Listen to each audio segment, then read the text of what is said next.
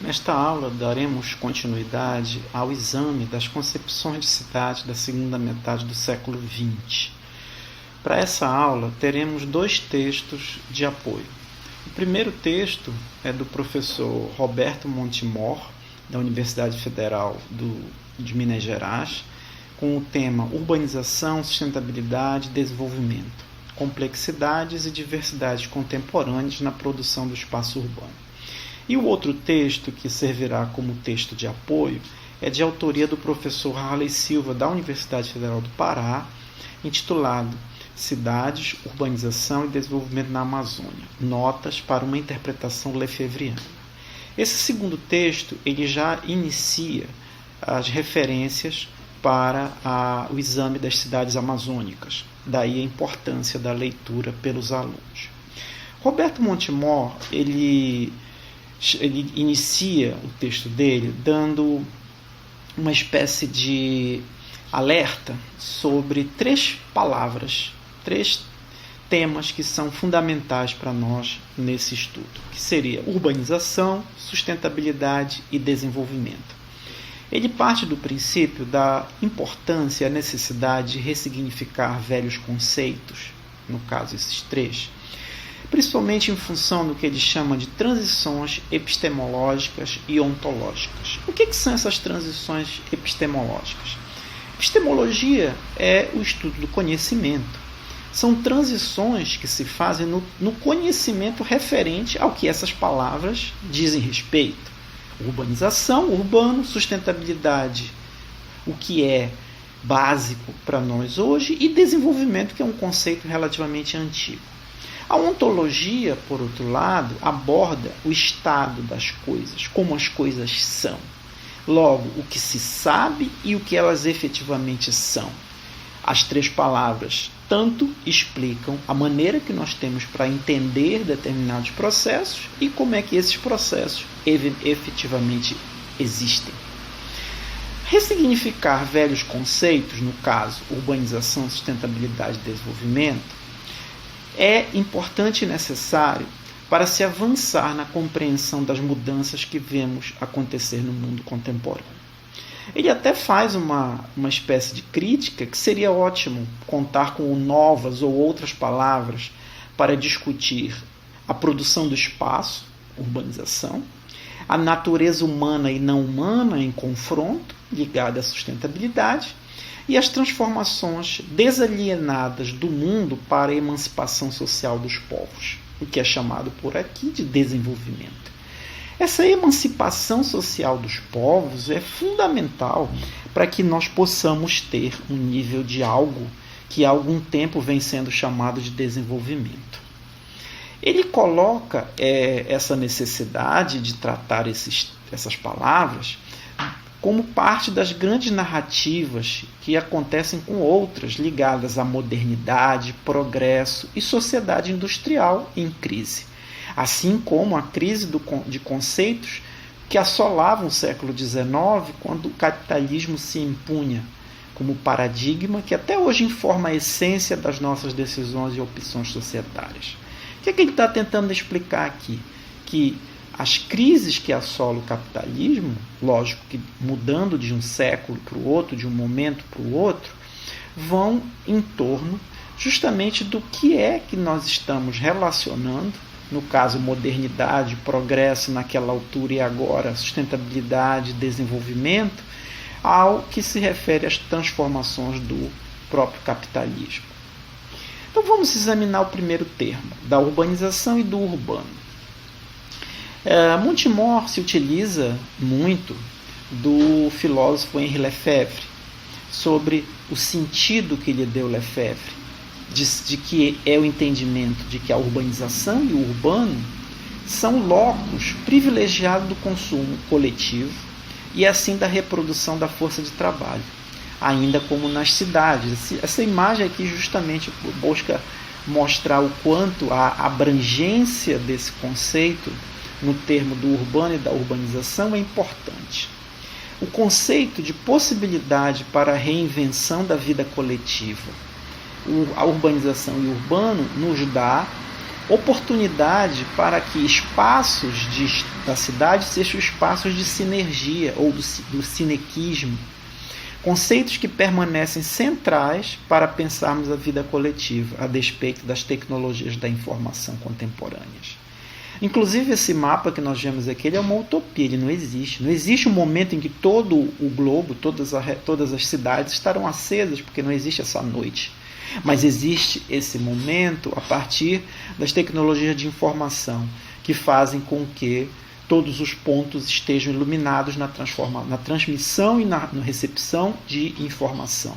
Então, ao mesmo tempo que o urbano e a urbanização reproduzem a força de trabalho, nos dão condições para o consumo coletivo, também trazem condições para a reinvenção dessa vida coletiva, para repensar o que o capitalismo tem trazido. Da urbanização e do urbano industrial e urbano utopia. A urbanização contemporânea, visto como resultante do capital industrial se impondo sobre as cidades e redefinindo-as através do que Montemori e Lefebvre chamam de implosão e explosão, tem no urbano virtualmente estendido como formas intensivas e extensivas a todo o território, o espaço privilegiado da vida coletiva. Ao mesmo tempo, é o espaço para as condições de emancipação social e para a reinvenção e realização do desejo. Henri Lefebvre, vocês veem aqui na foto, viveu de 1911 a 1991.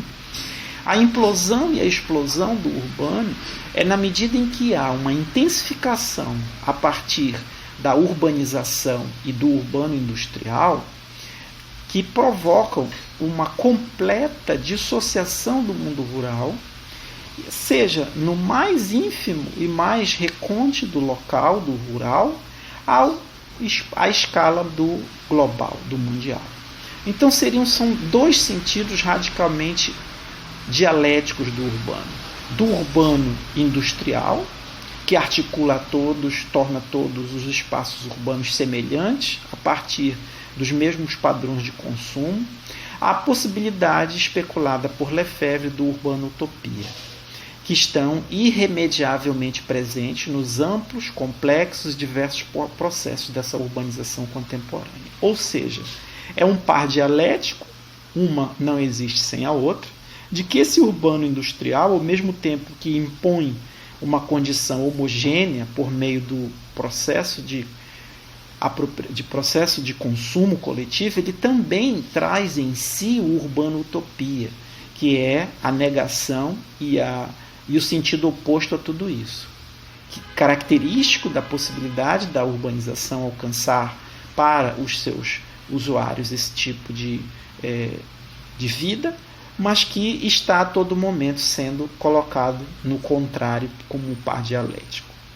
Isso tudo foi proposto por Lefebvre a partir de uma linha do tempo em que começa com o que seria o zero, a ausência da urbanização, a pura natureza, passa pela cidade política, pela cidade comercial, com uma grande inflexão do agrário para o urbano, da cidade industrial, e já após esse início da cidade industrial, que ele marca como implosão e explosão, mencionado há pouco, ocorre uma concentração urbana, o êxodo rural, a extensão do tecido urbano e a subordinação completa do agrário ao rural. O que passaria a ter uma zona crítica na medida em que isso se explode, alcança todas as localizações globais, até o que seria um urbano de 100%, uma sociedade urbana completa. Completa no sentido de não haver mais aquela condição de ausência de urbanização. Tudo isso mostra o quanto o processo urbano-industrial e urbano-utopia, como pares dialéticos, impõem uma outra maneira de se pensar a própria existência do urbano. O urbano industrial, portanto, que se estende para além das cidades e que produz uma multiplicidade, variedade de centralidades, sem as quais, disse Lefebvre, a realidade urbana não existe. É também marcado pela rede de informações voltadas para a participação, para a politização do espaço de vida e para a construção da cidadania, como uma alternativa, com suas implicações e limitações concretas e como algo que se materializa no espaço social necessariamente urbanizado, a partir das múltiplas centralidades desse tecido que se estende por todo o território.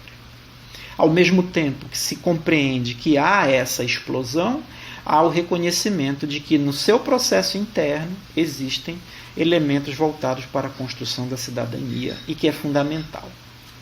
Já o outro termo da sustentabilidade, agora associado ao urbano, o autor parte do entendimento de que historicamente o poder do capitalismo industrial tomou as cidades, implodindo-as e explodindo-as, o que causa ao urbano uma forma e processos subordinados que se estenderam e ainda se impõem sobre todo o espaço social.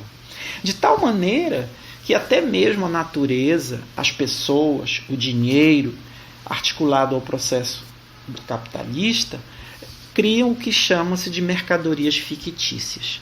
Por que são fictícias? Elas não existem por si só e elas se desmaterializam na medida em que no processo capitalista elas estão associadas a valores futuros, a algo que não existe de fato, mas sim de algo que pode valer dentro do sistema. Essas mercadorias fictícias, combinadas como recursos naturais, força de trabalho e capital, para criar um mundo abstrato e paralelo, desenraizado, subordinadas assim ao processo de acumulação capitalista, hoje globalizado como nunca antes. A natureza, que é importante nesse conceito de sustentabilidade, veio sendo progressivamente apropriada e transformada para servir às necessidades da civilização industrial. E equiparada como capital, entendido como relação que permanentemente atribui valores de troca a novas mercadorias, identificadas no mundo concreto e no desejo das pessoas, cada vez mais tomadas e domadas pelas necessidades que lhes são criadas. Ou seja, primeiro, há uma constatação do que representa a natureza dentro desse mundo globalizado da civilização urbano-industrial, para que seja possível entender melhor em que medida essa natureza e a sustentabilidade dessa natureza podem acontecer. Seria então o objeto de duas resistências. De um lado, a revolução urbana, anunciada por Lefebvre e tão questionada, o que tem uma praxis urbana, uma vida urbana, um modo de viver urbano, resultante de um processo de repolitização da cidade e estendida ao território como um todo, e que fez com que novas vozes, novos povos, alguns inclusive já condenados à morte, como os índios brasileiros, se organizassem e se colocassem como atores expressivos no contexto das lutas pela emancipação, sempre ameaçadas, mas nunca extintas. Inclui-se aí também, dentro dessa resistência, os movimentos sociais, inicialmente chamados de urbanos, por estarem centrados nas cidades, e que agora estão por toda parte. Do outro lado, a questão dos limites colocados à acumulação capitalista globalizada e aos processos industriais, em particular pela natureza, ora em escala local, mas também globalizada. As ameaças ambientais contemporâneas permeiam o imaginário de todo mundo, trazendo como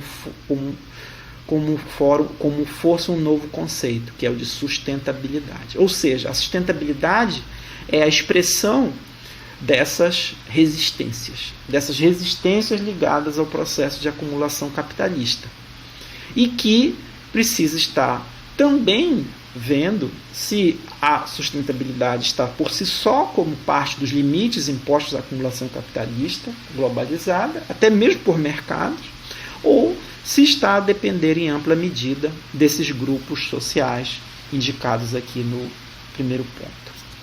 Além disso, o urbano industrial ganhou nova perspectiva, novas oposições, e se ainda não deixou de ser hegemônico, certamente perdeu sua absoluta legitimidade. Ao antigo campo só lhe resta se industrializar, agro é tech, agro é pop, na campanha da Rede Globo, subordinando-se à lógica da acumulação capitalista que transforma a natureza e o mundo rural em mercadorias fictícias, no limite commodities, a serem negociadas no mercado global. Ou então se urbanizar, voltando a ser o espaço movido pela reprodução, mas agora equipado com bases urbano-industriais. O que eu estou tentando dizer aqui? Aqui na Amazônia é muito comum que a produção rural de algumas cidades localizadas em municípios do interior do estado, dos estados que compõem a Amazônia, tem duas alternativas. Ou produzem commodities, que estarão sujeitas ao mercado internacional, ou se urbanizam, alterando completamente o modo de vida e trazendo aquilo que é chamado de urbano extensivo e intensivo nas centralidades múltiplas, que passa a ser o elemento dominante e traz consigo a chama e o germe da polis, da civitas, do encontro e assim da utopia. Ou seja, dentro do próprio processo de urbanização, buscar elementos para que aquelas resistências que foram faladas anteriormente possam funcionar. O último termo, que é o desenvolvimento, vocês devem ter ouvido falar e trabalhado no ensino médio, o desenvolvimentismo dos anos 70, essa crença no desenvolvimento econômico que hoje é questionado, principalmente por um intelectual brasileiro, Celso Furtado, que trabalha com a ideologia do desenvolvimento como sucedânea da ideologia do progresso, ou repensar essa forma de sucessão. Se a ideologia do progresso significava um pacto interclasses dentro da nação, o desenvolvimento representava um pacto internacional entre classes dirigentes, que leva a uma difusão das racionalidades, dos modos de organização e das formas de reprodução das relações sociais, de produção dos velhos aos novos espaços dominados pelo capitalismo. Aqui Montemor faz uma espécie de mudança no sentido da palavra desenvolvimento. O desenvolvimento passa a ter seu sinal invertido. Afinal, ao invés de desenvolver populações de suas bases socioculturais históricas para a entrada de um racionalismo instrumental de fora, necessário à difusão do capital, trata-se de desenvolver essas populações das amarras que a sociedade burocrática do consumo dirigido trouxeram. Seria um desenvolvimento em bases pós-modernas, centrado na complexidade e na diferença, e rompendo com as determinações homogeneizantes do capital globalizado. Ou seja, um novo desenvolvimento, uma nova forma de desenvolver, que é desenvolver, tirar as populações dessas amarras de uma sociedade burocrática de consumo dirigido, que vem do processo urbano-industrial, e trazer a própria natureza, como vai discutir Harley Silva no texto dele, que na Amazônia ainda há condições para que isso ocorra, na medida em que se observa as populações tradicionais, os costumes, os produtos tradicionais.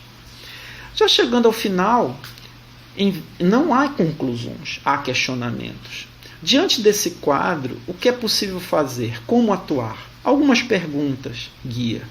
Primeiro, quais as possibilidades de avançarmos na produção de um conhecimento voltado para a ação transformadora, que inclua os modos de vida tradicionais, as condições em que esse caráter homogeneizante do desenvolvimento seja repensado? Quais são as complexidades que precisam ser aceitas e abraçadas se queremos construir uma agenda contemporânea para um projeto de emancipação social e política? Quais as alternativas que se colocam à continuidade da crescente e intensa mercadificação do mundo, com resultados aparentemente funestos para a vida no planeta?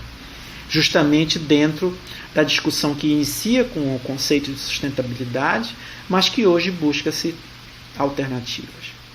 Como possibilidade ou tentativa de respostas, há um princípio central para a construção da emancipação social com base no urbano utopia, que seria promover, garantir e fortalecer múltiplos modos de organização socioeconômica, com diversidades étnicas, de raças, de gêneros, de crenças, de usos, de alimentos, enfim, de culturas, naturalizado e desalienado.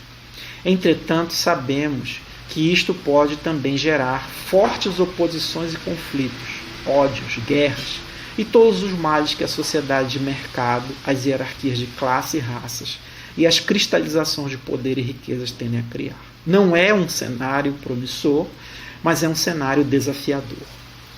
Para concluir, porém iniciando, algumas palavras importantes.